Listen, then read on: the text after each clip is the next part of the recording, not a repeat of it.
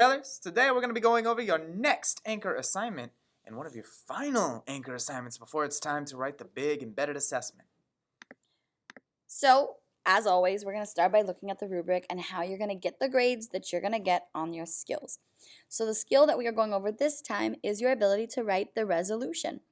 And starting at 0, you get a 0 if you don't do it. Literally the only way to get a 0. Alright? You'll at least get a D plus if you do something.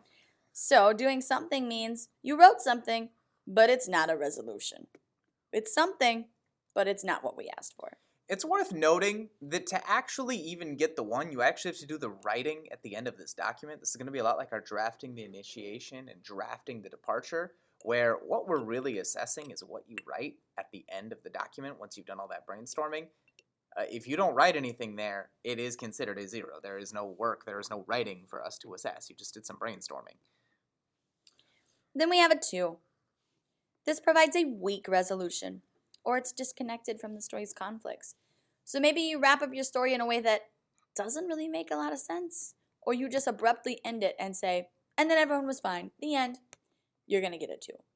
Yep. Now, a 3 is you're going to provide a logical resolution and a connection to most of the story's conflict. So the resolution of the story actually makes sense, like the events of the story have been leading to the ending that you write. And the connection to the story's conflicts is really important because it actually the ending of your story needs to be related to what the whole story has been about. We should have a clear central conflict that your characters have been going through, and that central conflict should be resolved by the end of the story. Note, resolved, resolution. However, it says most of the story's conflicts. So if you got a 3, it probably means you didn't wrap up every single character's story. Yeah, if we notice anyone's plot thread just dropped, that's what'll get you in a 3. To get a 4, you're going to provide a detailed resolution with a clear connection and ending for all of the story's conflicts for every character. So your story altogether will have a fantastic ending. Everyone who was in the story got a clear ending. Every conflict was resolved by the end, and it all resolved around that central conflict. So we're going to draft this step by step, starting with the return. And remember, this is how the main character comes back to the ordinary world. All right, so when we're drafting the return, we want to look at how your hero leaves the special world and returns to the ordinary world. This is simply just literally, how do they get there? Does your hero even want to return? Again, fairly straightforward. Does your hero want to go back to their ordinary world, or do they just feel like they have to? Are they forced? Are they chased out of the special world? It's up to you. How welcome or unwelcome is your hero back in the ordinary world? Have the events of the story changed their relationship to their ordinary world? Does anyone from the special world come back with your hero? Do any of their new friends they maybe made while they were out and about come back with them? Will they stay there even? Will there be any more interaction between the ordinary and the special world? And this last one, what we're especially getting at is when your hero comes back to their ordinary world, for one, will the ordinary and the special world kind of meet up? Like if we were talking like your special world was the criminal underground of New York City, and your ordinary world was nice, upper class, easy living New York City. Are those two things going to come into conflict with each other, or is the special world just going to go away and never be a problem again? Is your hero going to be able to go back and forth between the two? So that's kind of what we're nudging at here. Is the special world going to have anything to do with the ordinary world going forward in your story? The next step is new life. Again, this is how the main character's life is changed as a result of what happens in your story. So we are going to look at how is your hero's life changed as a result of the story.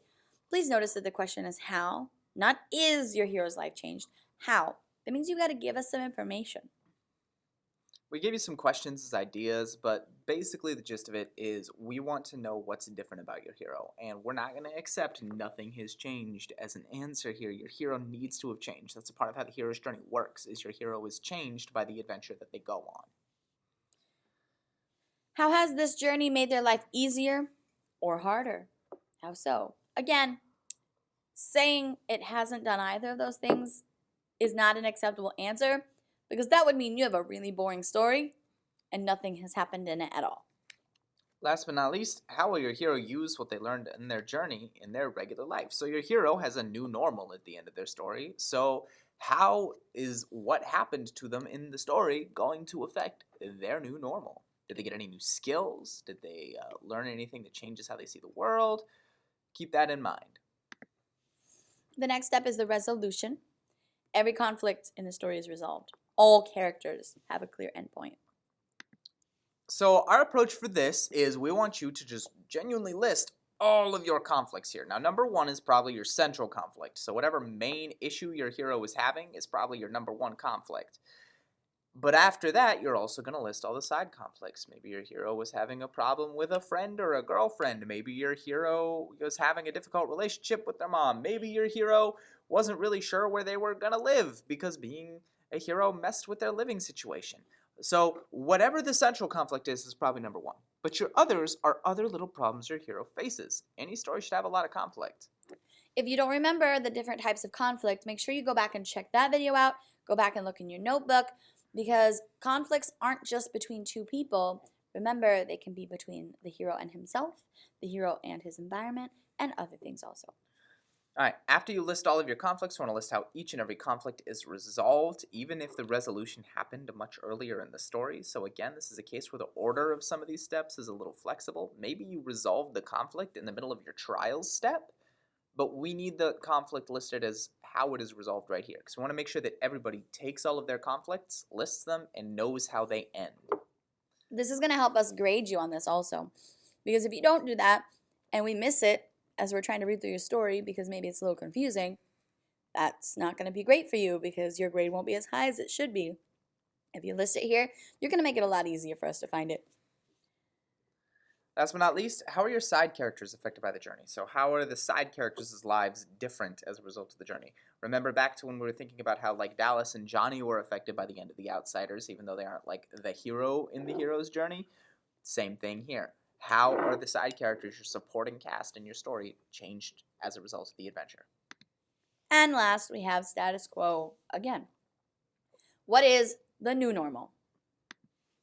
So, how is the world, both ordinary and special, changed as a result of the journey? This is a rare case where we could say that you just protected the old and normal, and that would be a valid answer. So, like, if you had a superhero who's trying to fight a supervillain that was trying to change the world and, like, take it over, well, all your superhero did was protect the world from becoming different. So they preserved the status quo.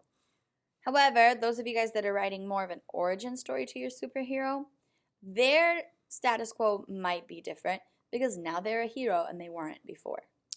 And those of us who are not bothering with superhero stories at all, it's very likely that your new status quo will be a very different normal. Because what we're looking at there is usually your character has some kind of an issue, they solve that problem, and it affects not just themselves, but the people around them. Don't forget that when we're talking about the world, we're again not meaning the whole globe necessarily, but like the world of your character, the setting for your character. So how has a typical day in the world changed as a result of the journey? And how are people's lives different? And outside of just your side characters and heroes. So think not just about the characters that you've been specifically writing about, but about the characters who live in the world that you didn't spend as much time with. You should have a clear understanding of how the world might be different for them as a result of what's been happening in your story. When I think about this step, the easiest way I remember it is I think about the Lego movie. In the beginning, there's like a very clear sense of like, we all sing this stupid song and we build things and we follow all the rules and we don't ever think for ourselves. And at the end of the movie, they're back in the same exact town with the same exact people, but they've learned how to think for themselves and now they have their own ideas. And it's very different, but it brings you all the way back to exactly where they were. You're making me sad that we didn't use the Lego movie as more examples. It would have been a really good one. All right, so at the very bottom, please don't miss this. This is, if you missed this, you didn't do the assignment, and we're just going to return it back to you. Also, if you haven't been writing these, when we do the embedded assessment, my class next week, you're going to have to write it all from scratch, and that's going to be a big pain for you. So it's better if you write these now, then you can just copy and paste them. So you're going to draft your return. Think about the hero you created. Make sure that you do not forget about this part at the bottom. This is absolutely essential. And as we're writing it, what does your hero experience? The return stage of their journey. You're going to give us that whole ending of the narrative. It's going to have the return, the new life, the resolution, and the status quo. Don't forget, all that work you did above is not the whole assignment. That's your outline for this right here. So you're going to use everything you did above to help you write this. Don't forget also about that hero's journey outline assignment that we had you do, where you had you outline the whole plot. That can also help you make sure that you track all of your plot threads and really resolve them here. And this is not a list. This is a list. This is written in paragraph form, like if you cracked open a novel and went to read a story.